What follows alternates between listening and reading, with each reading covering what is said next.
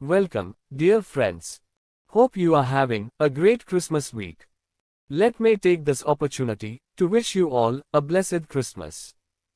That's why I am uploading this episode on Christmas Day.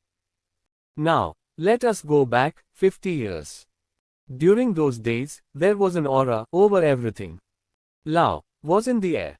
Celebrations had no religious tag. We all celebrated. The neighborhood seemed a large family.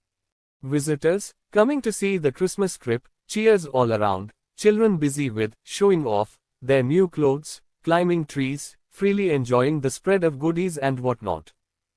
Just thinking of those days brings great joy. For us, the Christmas day was a late rising due to previous eve's midnight mass.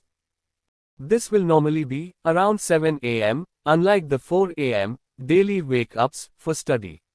Still, I was a mediocre student. Too much of everything is not healthy.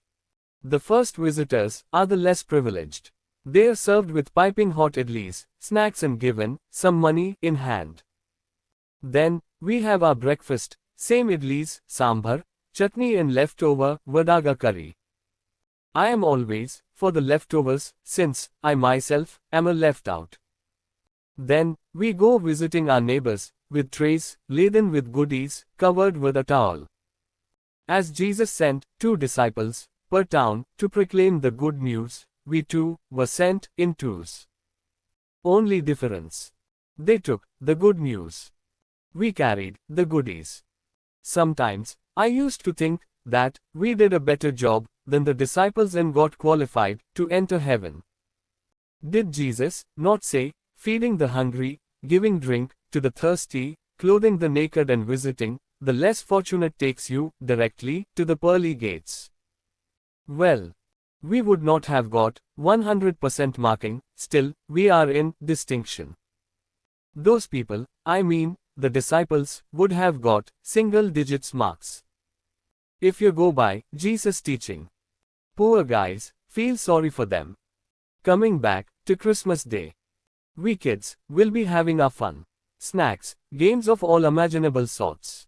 Jumping on the compound wall, making fun of sugar in the plum, uncle and all. As kids, we were kidding, though such stuff was not right. Well, just being with akkas and thambis was a joy. The men of the house, I meant gentlemen, along with their friends, will be having their fun, cheering each other, with their glasses of whiskies, brandies, rums and whatnot. Those days saw a scarcity of drinking water only. Not these. With Uncle Arul having his unique, one-sided dance, reminding one of the Leaning Tower of Pisa, with a difference of the filter-less cigarette hanging out of his mouth, time to time, exclaiming, "I will do wonders." He was, in fact, a wonder. Uncle Uti, watching all this fun, with a never-fading smile on his beautiful face, smoking his cheroot, with his blazer always on him. You could find some buffer bottles in its pockets. Now, coming to our daddy, these are one of the very few occasions where he expresses his fondness for us, his children, openly, forgetting his normal, stern composure for the moment. A very strict parent he was at other times. Now, coming to the gentlewomen. Our Pemmy stands out on Christmas Day. Reason, she is the druid of the Christmas punch. While others are busy cooking, she gets busy preparing her brew. She has her roots in the French colony of Pondicherry. Even her pronunciation of the place is different. With pride, she says Pondicherry. She is a very good cook too. The meat varieties she prepares, with black pepper, vinegar and other mild ingredients, are mouth-watering to think of even today. To talk about cooking, all our gentle ladies were excellent cooks, unlike today's online dwellers. Pondicherry food is one among the best. It is less spicy, still very tasty. It's a blend of Indo-French recipes, mostly cooked on slow fire. Well, to make the famous Christmas punch, she takes a big vessel, resembling the druid's cauldron, pours in bottles of beer, a generous amount of sugar, beaten eggs and some fruit juices. Well, that frothy, bubbling, sweet and delicious liquid makes you go round and round. A great appetizer it was. Still, the gentlewomen refrain from consuming this drink till the lunch is ready. Imagine them going round and round in front of the stove. This is how the lunch menu goes. Auntie May is a biryani specialist. The only issue with her is she talks a lot and roasts the onions a bit too much, so she has to start over again. Normally, the biryani gets ready by 4:30 p.m., with many hungry stomachs waiting to savor the delicacy. It finally ends up as a dessert and that evening's supper. In the meanwhile, Aunt Jai makes lovely, deep-fried mutton chops. Mummy is a specialist in preparing the best, out-of-the-world, yogurt gravy with succulent mutton pieces. And shredded spicy chicken fry with lots of onions, green chilies and curry leaves. Both these dishes, together with cooked rice, is a great feast to your palate. Unmatched, even till today.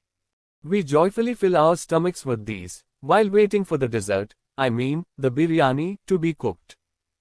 Which, normally is enjoyed, during supper. Still, anytime, her biryani is simply delicious.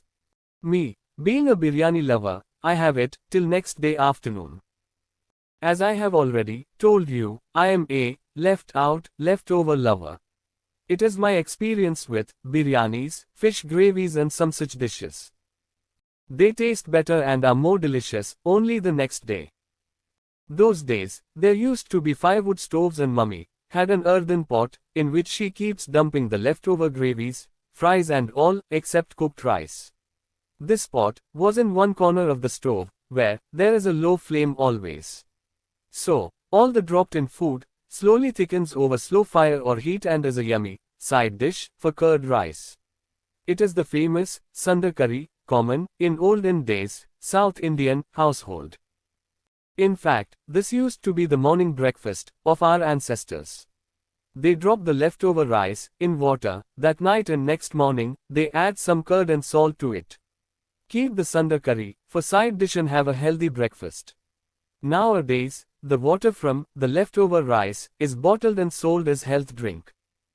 Well, this is not a part of the festivities. These are daily delicacies. After all, festivities are once, in a way, happenings. Well, in all this, food preparation, grandmother never interferes. I mean, at that time. Otherwise, she too had been a great cook, I used to hear. She was in her 80s, then. A calm lady, who sits in her iron chair, reciting her rosary, smoking her cheroot and time to time, make her own ground bida. She had lost her teeth by that time. By evening everyone, except the men, would be tired. After the Christmas Day evening prayer in front of the crib, and the dessert supper, we go to bed for the day and sleep happily, like baby Jesus. A special mention here. All our families, except for Aunt May, were of lower middle class group.